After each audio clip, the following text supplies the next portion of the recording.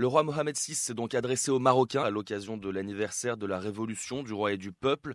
Un discours au sein duquel on retrouve deux axes, le Sahara et les Marocains du monde.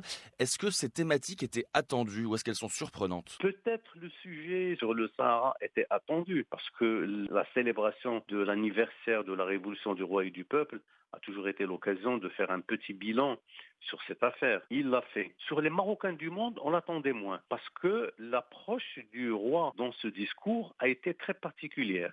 Il a parlé de la gouvernance, il a parlé de la nécessité de reprendre intérêt avec ce sujet qui pourrait constituer véritablement un sujet de prédilection pour des développements futurs. Et il l'a fait.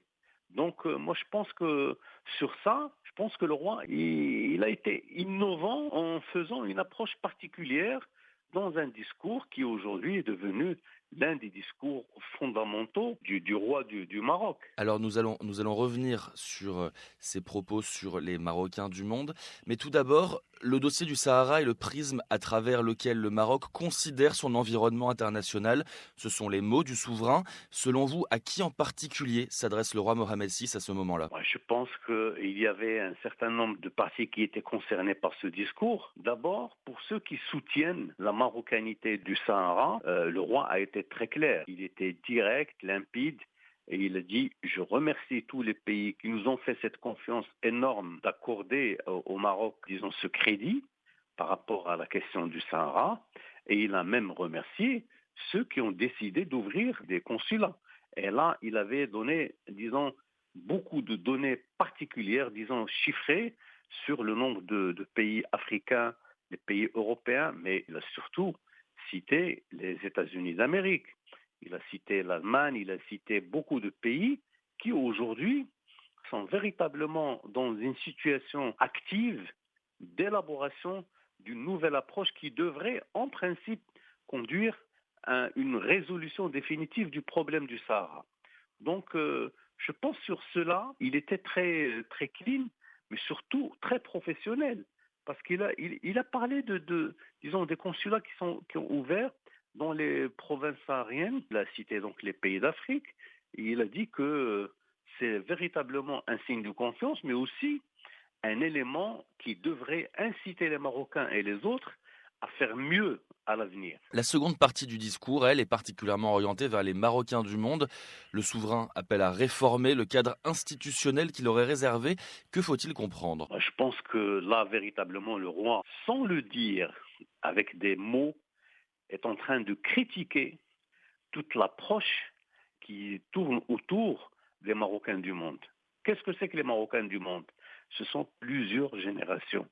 C'est la génération 1, génération 2, génération 3, etc. C'est une problématique que le roi Mohamed VI connaît très bien, parce qu'il a consacré sa vie à servir cette communauté.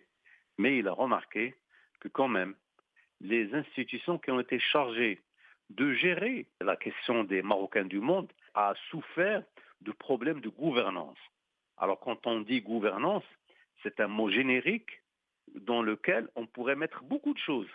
Mais il a dit, attention, c'est un sujet important auquel on devra accorder une attention particulière et il faudra, bien entendu, revenir sur tout le cadre réglementaire, aux modalités de gestion de cette question migratoire, disons des Marocains du monde. Parce qu'en fait, quand on dit Marocains du monde, on dit potentiellement des personnalités qui sont capables de jouer des rôles importants en termes d'investissement. Et même à un moment donné, il a dit que de toutes les manières, les Marocains du monde, il faudrait les concevoir dans le cadre de cette charte d'investissement. Parce qu'en fait, des transferts des Marocains venant de l'étranger, il a fait cette remarque, ont augmenté, particulièrement en 2021. C'est une augmentation extrêmement importante. Au début de cette année, on a eu quelque chose comme 6% d'augmentation des transferts, mais ce ne sont pas toujours des transferts qui sont consacrés à des investissements. Lui, ce qu'il souhaite, c'est que les Marocains du monde puissent s'impliquer en tant qu'investisseurs, apporter leur savoir-faire, leur technologie, tout ce qu'ils ont appris. Et ça, c'est le plus important. Et je pense que les institutions qui s'occupent des Marocains du monde aujourd'hui ne sont pas qualifiés pour faire ce travail. Donc, je pense que très très prochainement, on devra assister à des initiatives qui vont faire en sorte que les Marocains du monde puissent véritablement se retrouver là où ils doivent être, c'est-à-dire des acteurs économiques, des investisseurs de premier plan que l'on va retrouver parce que c'est des gens qui doivent contribuer disons, au plus que le Maroc doit attendre de ces personnes-là. Mais s'ils veulent le faire, il faudrait qu'il y ait des institutions, il faudrait qu'il y ait des personnes, il faudrait qu'il y ait des mécanismes capables de révéler tout ce potentiel qui est encore dormant au niveau des Marocains du monde. On peut donc s'attendre à l'ouverture d'un nouveau grand chantier institutionnel visant les Marocains du monde à l'heure actuelle. Très certainement, vous l'avez très bien dit, c'est un grand chantier qui devra être consacré, auquel beaucoup de Marocains seront invités à participer, mais surtout, ce qu'il y a dans le discours du roi, c'est qu'aujourd'hui, on commence à parler de ces personnes autrement. On parle de gouvernance. C'est un mot, comme j'ai dit tout à l'heure, c'est un mot générique, mais qui, quand on dit il y a un problème de gouvernance, ça veut dire qu'on n'est pas d'accord avec laquelle on est en train de gérer ce dossier. C'est ça la question. Alors si demain, on doit revenir, moi j'ai vu des exemples, j'ai vu des Marocaines et des Marocains qui ont passé leur vie en France, en Allemagne, en Angleterre, etc., et qui ont choisi d'apporter leur savoir-faire, leur savoir-être. Et parce qu'effectivement, ces gens qui sont dans la plupart des situations, des gens qui ont fait des études très poussées, importantes, et qui sont capables aujourd'hui de jouer des rôles importants. Et ils sont là. Et je pense que le Maroc doit se préparer à ce chantier. C'est un chantier qui n'est pas simple, il est très complexe, mais on a créé des institutions. Qu'est-ce qu'elles ont fait, ces institutions? Qu'est-ce qu'elles ont donné? Et la question a été posée par le roi lui-même. Et c'est pour ça que le fait de dire il faut penser à la charte des investissements, parce qu'en fait, quand on dit charte des investissements, on est en train de réfléchir aux incentives, c'est-à-dire toutes les mesures capables de pousser, d'aider les Marocains, les jeunes de demain à vouloir s'insérer dans une dynamique de développement.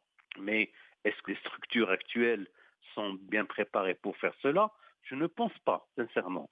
Donc il faut une réflexion différente, nouvelle, qui permettra aux Marocaines et aux Marocains, mais en fait, on oublie souvent de le dire, la communauté juive marocaine, vis-à-vis de laquelle on a fait énormément de choses ces derniers temps, dont le musée du judaïsme qui a été inauguré à Tanger, etc. Mais ce sont des gens desquels on peut attendre beaucoup de choses et qui feront beaucoup de choses pour le Maroc. Merci beaucoup Driss Aissaoui pour vos réponses et votre analyse. Merci beaucoup.